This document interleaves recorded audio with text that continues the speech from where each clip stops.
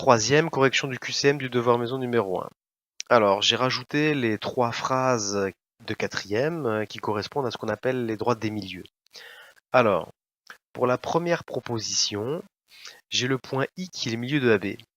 J'ai également IJ qui est parallèle à BC. Donc, grâce à la phrase noire, celle-ci, je suis capable de dire que J est le milieu de AC. Ensuite, grâce à la phrase rouge, comme I est le milieu de AB, J est le milieu de AC, donc j'ai bien cette longueur IJ qui est 2 fois plus petite que la longueur BC. Donc je vais entourer cette proposition. On est bien sur IJ est égal à BC sur 2. Je regarde la proposition suivante. Alors, j'ai toujours I qui est le milieu de AB. J'ai IJ qui est parallèle à BC. Donc, comme j'ai une droite parallèle qui passe par un milieu d'un côté d'un triangle, d'après cette propriété noire, d'après cette propriété, j'ai J qui est bien le milieu de AC. Et donc du coup, comme J est le milieu de AC, j'ai bien la longueur AJ qui est égale à la longueur JC. Donc j'entoure cette deuxième proposition qui est vraie également. Ensuite, je regarde la proposition suivante, celle-ci. J est le milieu de AC. Donc on me dit, voilà, j'ai bien I le milieu de AB, J le milieu de AC.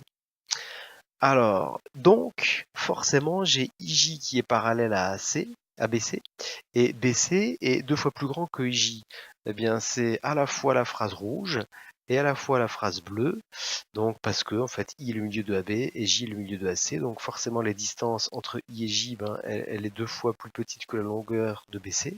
Et puis donc on a également donc cette droite IJ qui est parallèle à BC parce qu'elle passe par les milieux en fait des côtés. Donc j'entoure celle-ci. Voilà.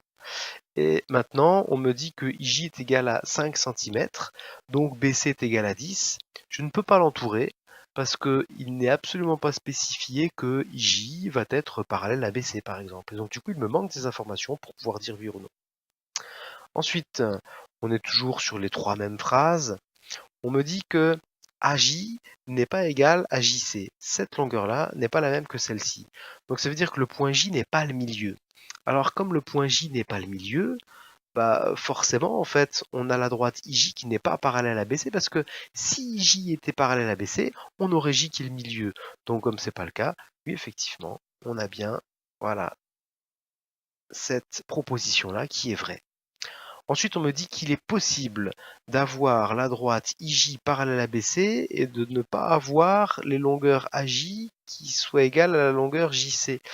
Donc ça, c'est pas possible qu'on ait à la fois cette droite-là parallèle à cette droite-là et que le point J, en fait, ne soit pas le milieu. Donc du coup, là, ce n'est pas possible. On va donc, alors je gomme tout ça, on va donc barrer. C'est une proposition qui n'est pas bonne. Ensuite, on est sur l'angle, cet angle qui est là. On me dit en fait que c'est le même que cet angle qui est là. Nous sommes en présence d'angles correspondants, et donc angles correspondants qui ont même mesure, donc ça veut dire qu'ils sont formés par 2 droites parallèles et une séquente. Donc ça veut dire que cette droite-là est bien parallèle à cette droite-là. Et donc à partir de là, si les droites sont parallèles, et que la droite du dessus passe par le point I qui est le milieu de AB, elle passe forcément par le point J milieu de AC. Donc on est bien sûr, oui, cette proposition est bonne.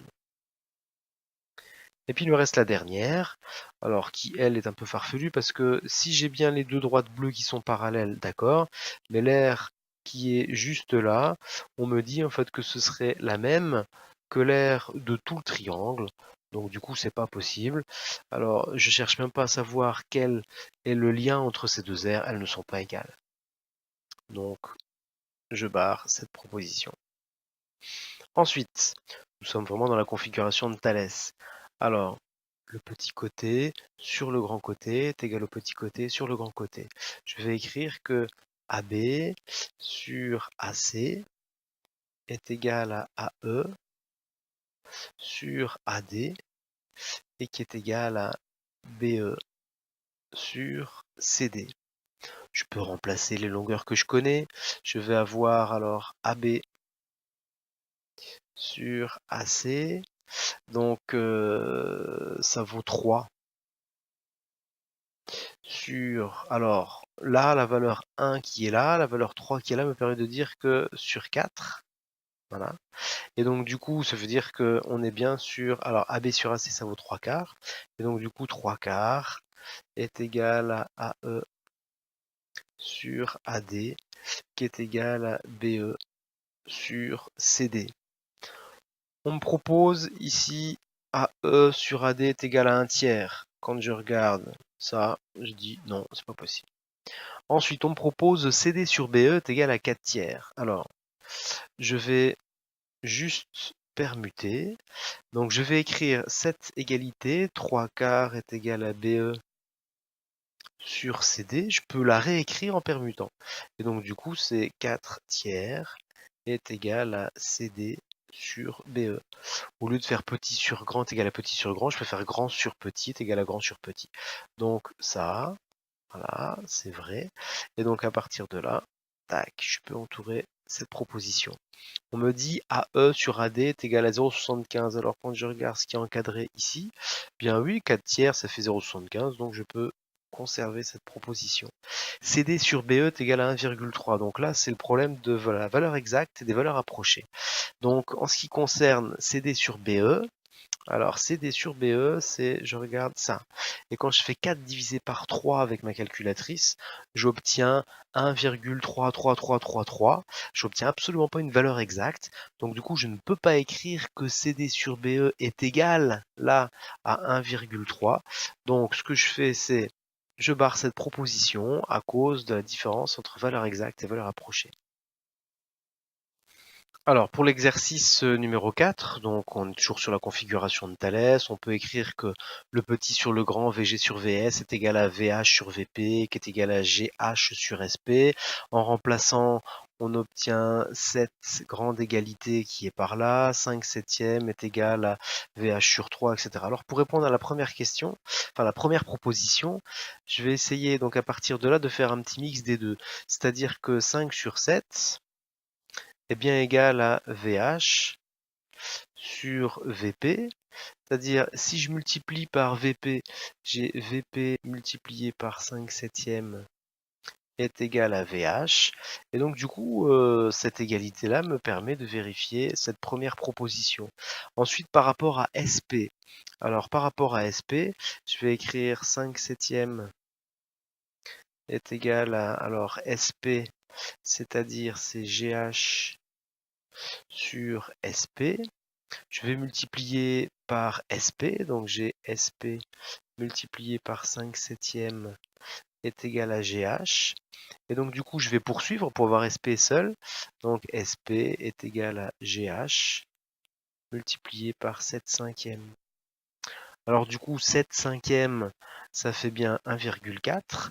Et donc du coup, je peux réécrire que SP est égal à alors 1,4 fois GH. Donc du coup, toutes les deux propositions, les deux là en fait sont bonnes. Je vais entourer en disant que oui, effectivement, c'est bon cette proposition. Ensuite, on me propose, alors VH est égal à 2,1 cm. Donc j'ai, alors je vais changer de couleur pour qu'on s'y retrouve. À cet endroit-là, voilà, j'ai VH est égal à 5 septièmes de VP. Et comme VP vaut 3, ça veut dire que j'ai 15 septièmes. Alors je vais peut-être réécrire. Donc j'ai VH est égal à 5 septièmes multiplié par, on a dit VP, alors VP donc 3. Et donc est égal à 15 septièmes. Or 15 septièmes, ça ne fait absolument pas ici là 2,1. Donc du coup cette proposition n'est pas bonne. Ensuite, l'autre proposition, c'est VH est égal à 15 septièmes en centimètres. Alors là, VH égale 15 septièmes. Donc là, oui, ça c'est bon. Ensuite, pour SP, on propose SP est égal à 28 cinquièmes de centimètre. Alors je vais reprendre cette expression qui est là. Et donc SP est égal, alors, voire même celle du dessus sera peut-être plus pratique. GH, alors ça vaut 4 multiplié par 7 cinquièmes, c'est ce qu'on avait écrit juste là. Et donc du coup, bah, ça nous fait bien 28 cinquièmes. Donc du coup, oui, là, cette proposition, elle est bonne. Et puis pour le dernier, donc alors on parle d'un agrandissement, donc le coefficient d'agrandissement, ce serait un coefficient en fait qui est plus petit que 1, un coefficient d'agrandissement ça va être plus grand que 1, donc du coup ici c'est pas possible, voilà. On continue avec la suivante. Alors on dit que, donc toujours à partir du théorème de Thalès, si j'ai bien BE qui est parallèle à CD, si j'ai bien cette condition, je vais avoir AB sur AC est égal à AE sur AD et qui est égal à BE sur CD. D'accord? Maintenant, on me dit que si j'ai pas l'égalité, alors là, ici, là, si j'ai pas ça, bah, c'est que les droites ne sont pas parallèles. Bah oui, parce que si j'ai les droites parallèles, j'ai l'égalité. Donc du coup, pas de problème, cette proposition en fait est bien cohérente. Ensuite, ici, on me dit que si j'ai l'égalité de ce que j'ai encadré par là, c'est que les droites ne sont pas parallèles. Bah non, ça c'est pas possible. Si j'ai l'égalité, c'est que les droites sont bien parallèles. Ensuite, on me dit que si je n'ai pas l'égalité, alors cette égalité, je vais prendre encore une autre couleur, celle-ci, alors avec BE et puis AE. Donc si cette égalité n'est pas vraie, eh bien ça voudrait dire que les droites BE et CD sont parallèles. Alors ben si j'ai pas l'égalité, c'est que j'ai pas les droites parallèles, donc du coup ça c'est pas bon non plus. Et puis on peut avoir l'égalité, alors on a dit en rouge, ce que j'avais encadré en rouge, et puis avoir des droites séquentes. Non, c'est-à-dire on pourra avoir des droites qui sont parallèles comme ici, mais pas des droites séquentes. Donc du coup cette proposition là n'est pas bonne.